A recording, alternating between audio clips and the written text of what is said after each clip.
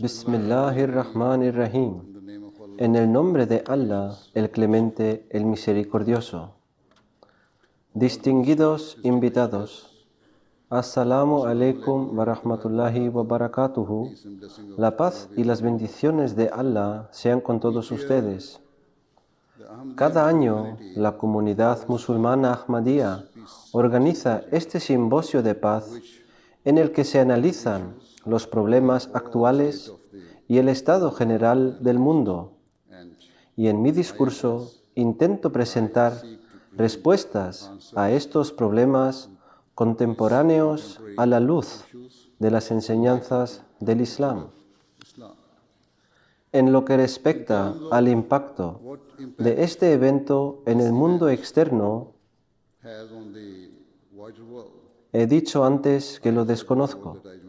Sin embargo, independientemente de su efecto, nunca renunciaremos a nuestros esfuerzos para promover la paz y la justicia, y ciertamente estoy seguro de que todos ustedes comparten nuestro ardiente deseo de que se establezca una paz verdadera y perdurable aquí en el mundo.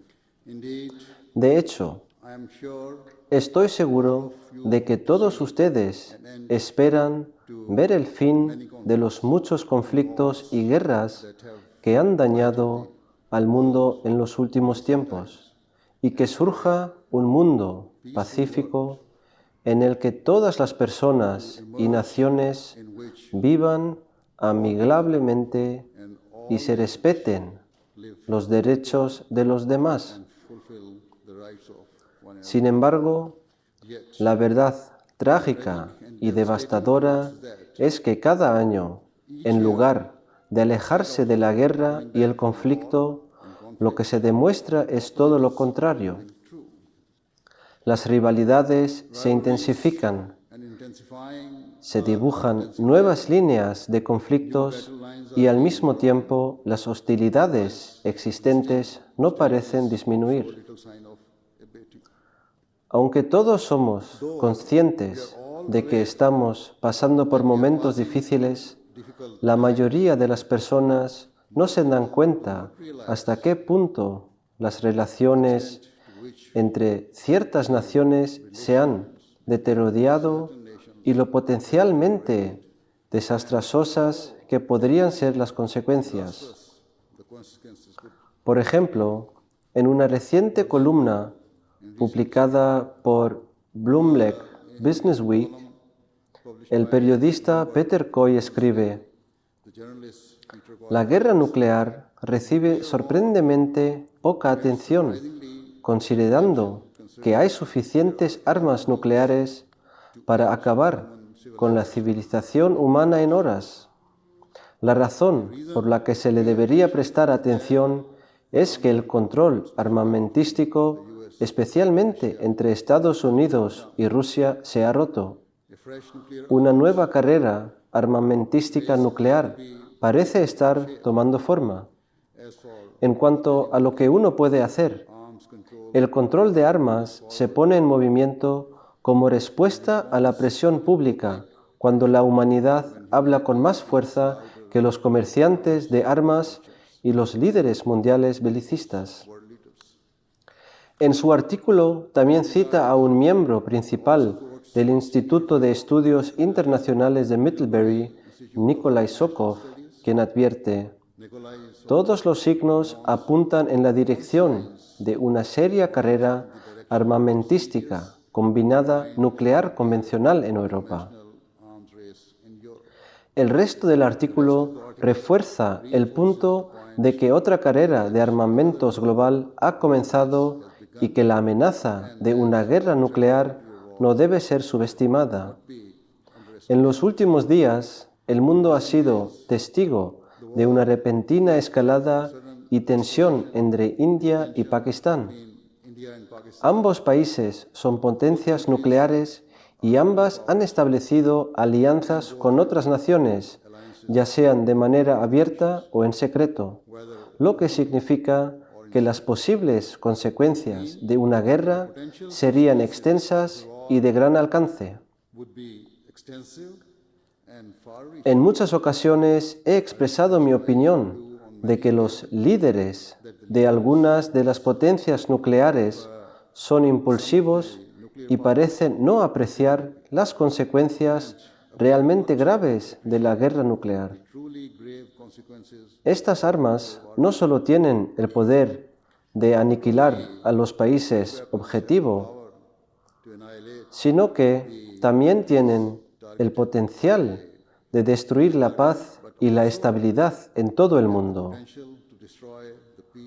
Por lo tanto, es imperativo que las naciones y sus líderes no se centren solo en sus propios intereses nacionales, sino que consideren qué es lo mejor para el mundo en general. El diálogo con otras naciones y comunidades es vital y cada parte debe trabajar conjuntamente con un espíritu de tolerancia y con el objetivo compartido de desarrollar una paz verdadera y sostenible en el mundo. En una entrevista reciente con Spiegel Online, el exministro de Asuntos Exteriores de Alemania, Sigmar Gabriel, advirtió sobre la subestimación de los peligros planteados por la situación geopolítica actual y compara el estado político actual con las circunstancias del mundo en 1945 y 1989. El ministro de Asuntos Exteriores alemán dijo: "El mundo está cambiando dramáticamente. El viejo Occidente se ha separado. Es un cambio drástico en los últimos 70 años, cuando dependíamos de los Estados Unidos como una nación líder. Estamos atravesando una lucha por la soberanía europea en un mundo completamente cambiado". Del mismo modo, en un artículo del New York Times, el ex líder de la Unión Soviética, Mikhail Gorbachev, escribe que tras la reciente suspensión del Tratado INF por los Estados Unidos y Rusia, ha comenzado una nueva carrera de armamentos nucleares. El señor Gorbachev escribe: "Se ha anunciado una nueva carrera armamentística. El Tratado INF no es la primera víctima de la militarización de los asuntos mundiales. En 2002, los Estados Unidos se retiraron del Tratado sobre Misiles Antibalísticos y este año del Acuerdo Nuclear de Irán. Los gastos militares se han disparado a niveles astronómicos y siguen aumentando". Al advertir sobre el riesgo de una guerra nuclear, Gorbachev escribe: "No habrá ganador en una guerra de todos contra todos, especialmente si termina en una guerra nuclear. Y esa es una posibilidad que no se puede descartar. Una carrera de armamentos implacable, tensiones internacionales, hostilidad y desconfianza universal solo aumentarán el riesgo. Por lo tanto, tanto los comentaristas expertos como los políticos experimentados están llegando a la conclusión de que la guerra nuclear ya no es una posibilidad remota y lejana, sino una amenaza creciente que ya no puede descartarse.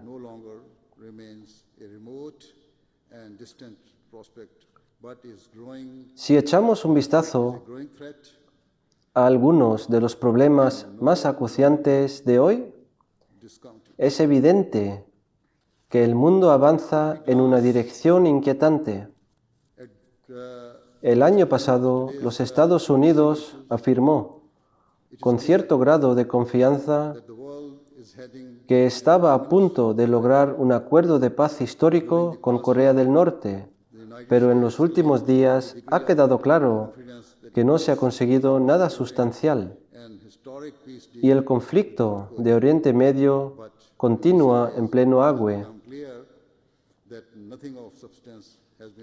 Durante casi una década, Siria ha sido destrozada y devastada por derramamientos de sangre.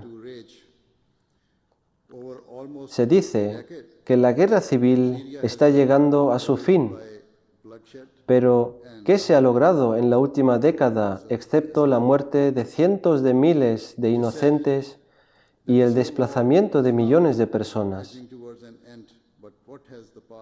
No ha surgido nada positivo y el futuro permanece siendo incierto y precario, a la vez que aumentan las tensiones entre las naciones que tienen sus propios intereses creados vinculados al futuro de Siria.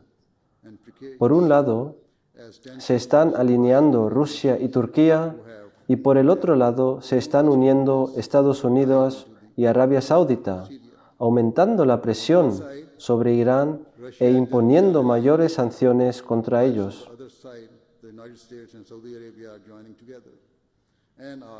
Los expertos políticos expresan abiertamente que el objetivo de estas naciones es dominar el Medio Oriente. Otro factor de tensión y fuente de conflicto es el empeoramiento de las relaciones entre Turquía y los grupos kurdos que tratan de lograr su autonomía.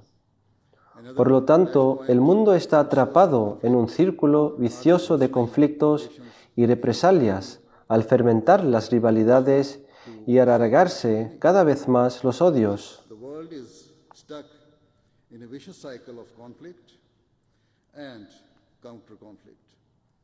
Nadie sabe hacia dónde nos acabarán conduciendo tales problemas ni lo horrorosas que serán las consecuencias. Lo que acabo de mencionar es solamente la punta del iceberg. Existen otros muchos temas de preocupación que amenazan la paz y el bienestar del mundo. Por ejemplo, se dice que el grupo terrorista Daesh está al borde del colapso y que su llamado califato está acabado. Sin embargo, los expertos también advierten que aunque Daesh haya perdido su territorio, aún persiste su ideología de odio y los miembros que han sobrevivido, aunque ahora sean dispersos, podrían regruparse con el tiempo y perpetrar ataques en Europa o cualquier otro lugar. Además, el nacionalismo ha vuelto a levantar su abominable cabeza y los partidos de extrema derecha están ganando popularidad en todo el mundo occidental. Es posible que no hayan obtenido la mayoría política absoluta, pero hasta que no prevalezca la justicia en todos los niveles de la sociedad, continuarán obteniendo apoyo. Una de las razones principales en las que se basa su popularidad ha sido la inmigración masiva, que ha provocado resentimiento, así como la creencia de que los ciudadanos nativos existentes reciben menos de lo debido por financiar y apoyar a los inmigrantes. Ya he hablado bastante sobre este tema en el pasado, por lo que no necesito volver a antiguas discusiones. Basta con decir que si se realizan auténticos esfuerzos por cultivar la paz y por ayudar a todos los países a alcanzar su potencial, la desaparición de la gente por huir de sus hogares disminuiría automáticamente. Lo que la mayoría de la gente desea es poder mantener a sus familias y solamente cuando se les niega tales oportunidades intentan abandonar sus hogares en busca de una vida mejor. En consecuencia, la solución a largo plazo a la crisis de la inmigración debe ser establecer la paz en los países devastados por la guerra y ayudar a la población local, que ha sido obligada a soportar vidas de miseria y peligro a vivir en paz. A corto plazo, los refugiados o solicitantes de asilo que llegan a Occidente debido a las condiciones políticas o religiosas prevalecientes en sus propios países, deben ser tratados con dignidad y respeto. Al mismo tiempo, no deberían recibir ningún apoyo a expensas de los ciudadanos existentes. Se debe alentar a los inmigrantes a solicitar empleo lo antes posible, en lugar de vivir a costa de beneficios durante largos periodos. Deben trabajar arduamente, intentar valerse por sí mismo y contribuir positivamente en la nueva sociedad. De lo contrario, una continua financiación con el dinero de los contribuyentes se traducirá inevitablemente en protestas. De hecho, en mi opinión, la causa subyacente de la mayoría del resentimiento en la sociedad tiende a ser la frustración económica y financiera. Algunos grupos se aprovechan de esa inquietud culpando a los inmigrantes o a los seguidores de la religión y provocando sentimientos de odio hacia los mismos. De esta forma, en Europa se tiene la impresión de que los asiáticos, los africanos y en particular los inmigrantes musulmanes son una amenaza para la sociedad. En los Estados Unidos existen temores similares respecto a los musulmanes, así como respecto a los hispanos que intentan entrar en el país a través de México. No obstante, creo firmemente que si las grandes potencias dejaran de lado sus propios intereses creados y se esforzaran seriamente en mejorar las condiciones económicas de las naciones más pobres, tratándolas con simpatía y respeto, tales problemas no surgirían nunca. Aquí en el Reino Unido existe actualmente una gran incertidumbre con respecto al Brexit y la futura relación del Reino Unido con la Unión Europea. Expresé claramente mis propios puntos de vista sobre este tema durante una alocución en el Parlamento Europeo en 2012. En mi discurso dije: debéis intentar en lo posible preservar esta unidad respetando los derechos del prójimo. Deberán eliminarse los temores y las preocupaciones del público en general. También dije: recordad que la fuerza de Europa radica en permanecer juntos y unidos. Tal unidad no solo os beneficiará aquí en Europa, sino que a nivel global será uno de los medios para que este continente preserve su fuerza e influencia.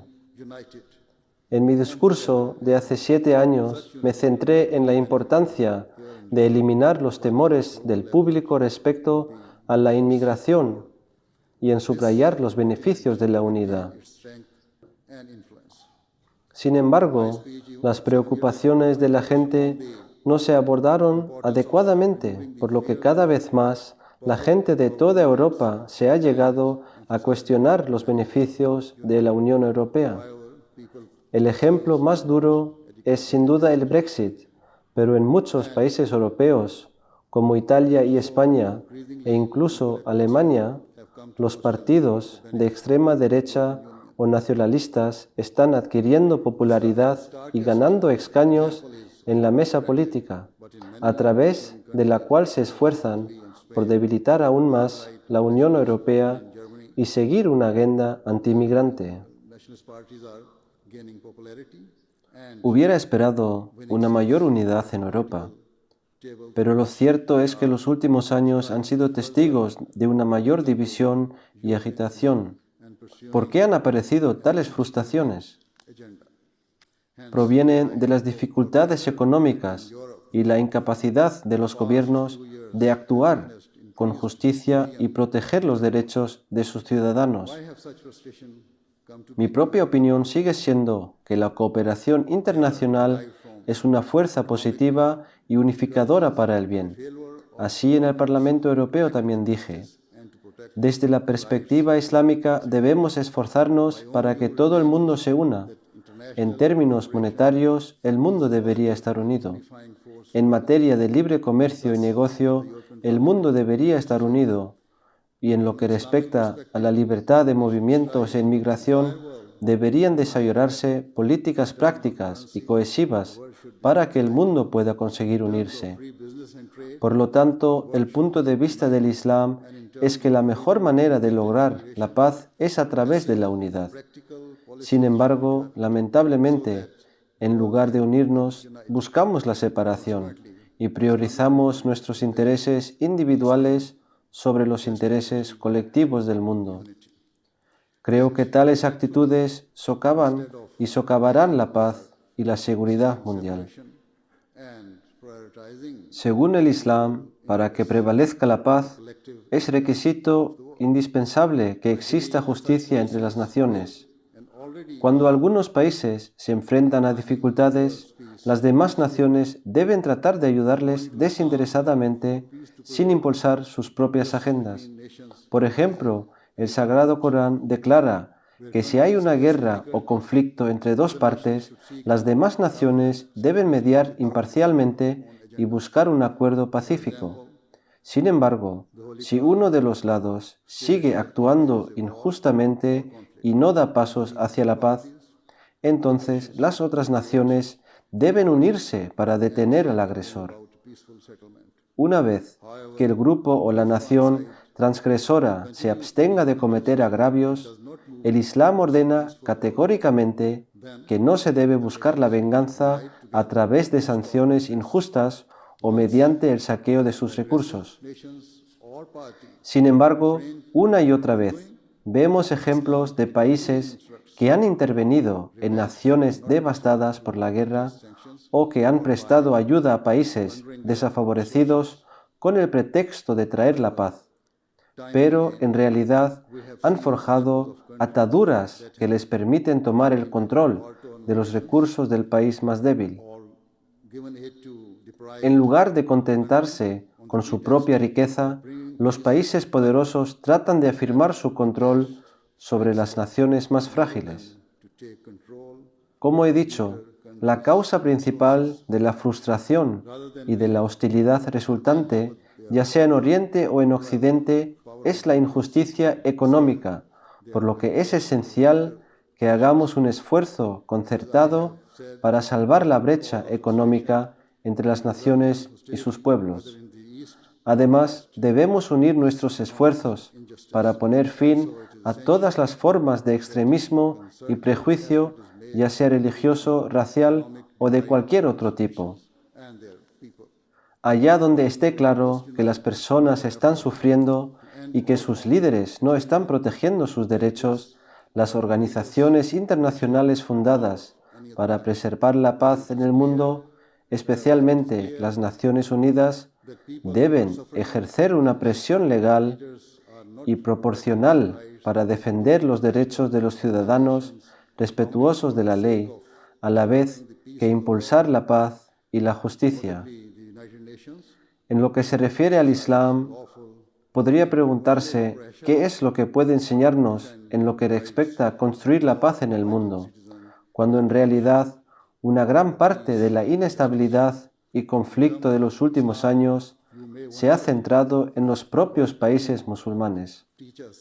Sin embargo, la causa del lamentable estado de esas naciones es precisamente porque se han alejado de las verdaderas enseñanzas del Islam.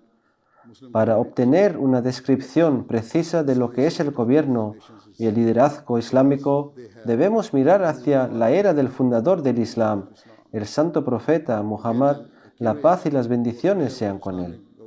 Después que el santo profeta, la paz y las bendiciones sean con él, emigrase a la ciudad de Medina, hizo un pacto con el pueblo judío, por el cual los musulmanes y los ciudadanos judíos debían vivir juntos en paz, con espíritu de simpatía mutua, tolerancia y equidad. El pacto demostró ser una magnífica carta de derechos humanos y gobierno y aseguró la paz entre las diferentes comunidades que vivían en Medina. Según sus términos, todas las personas, independientemente de su fe u origen étnico, estaban obligadas a respetar los derechos de los demás. La libertad de creencia y la libertad de conciencia fueron piedras angulares de este tratado. La unidad afianzó del acuerdo según el cual, si atacaban o amenazaban Medina, los musulmanes y judíos se unirían para defenderla juntos.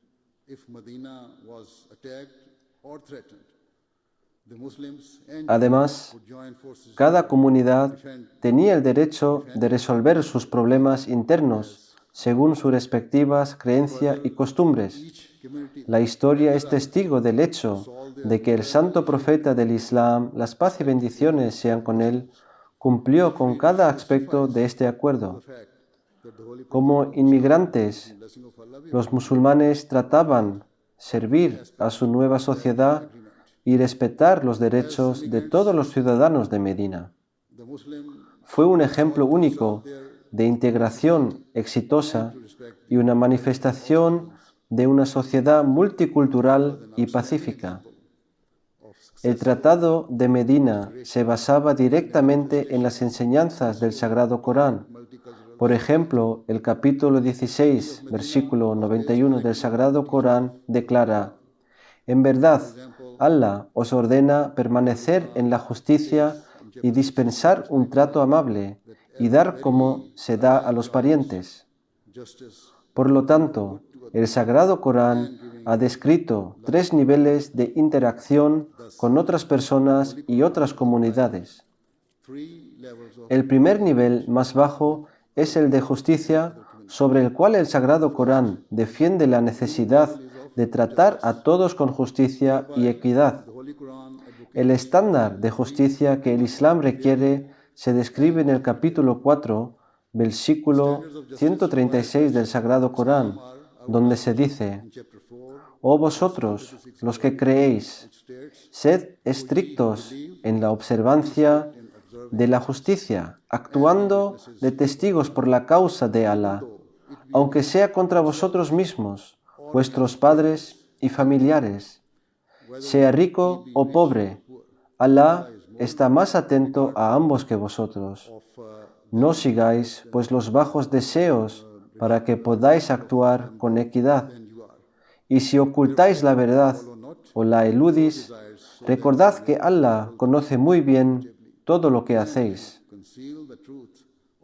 Por tanto, según el Sagrado Corán, la justicia requiere que una persona esté dispuesta a testificar incluso en contra de sí mismo y sus seres más queridos con el fin de salvaguardar y proteger la verdad.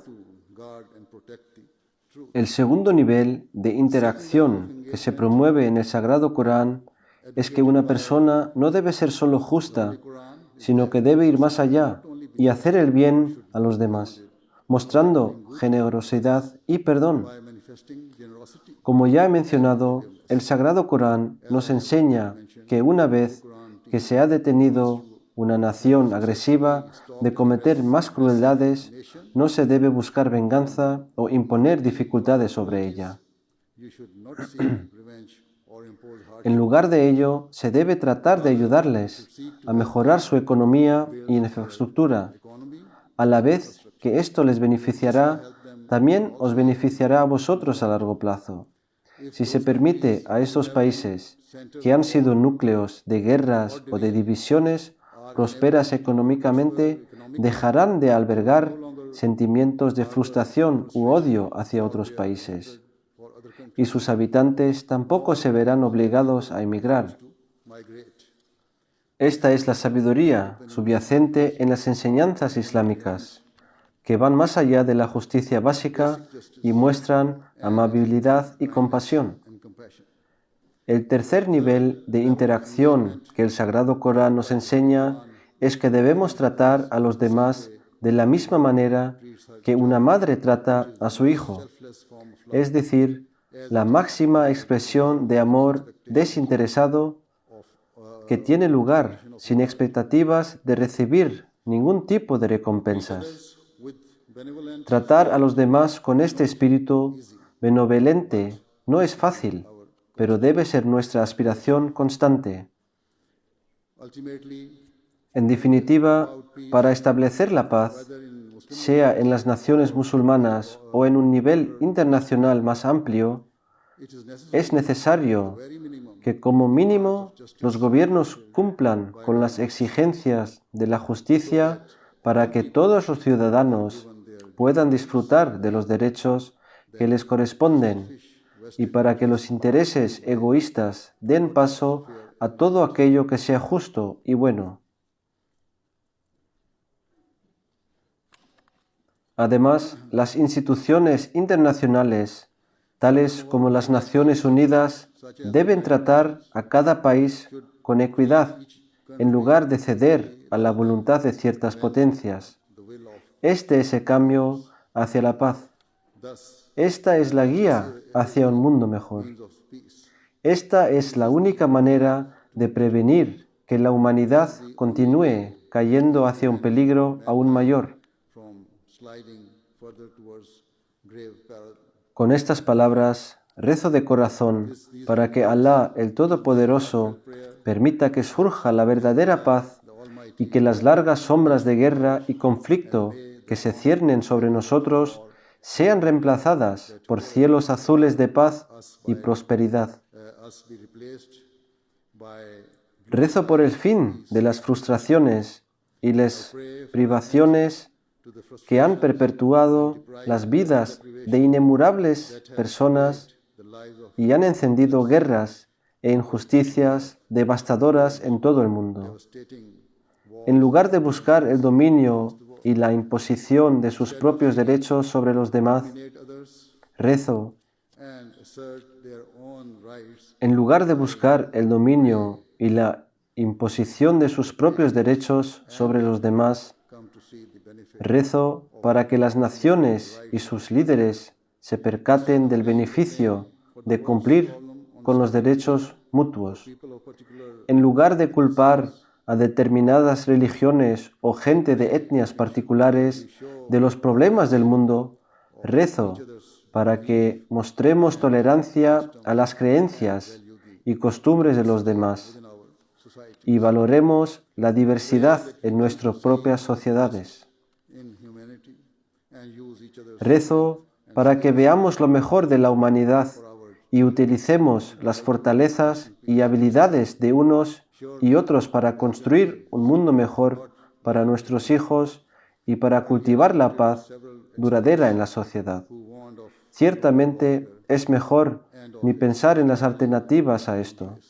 Anteriormente he citado a varios expertos que han advertido acerca de la guerra nuclear y del aumento vertiginoso de la carrera armamentística global.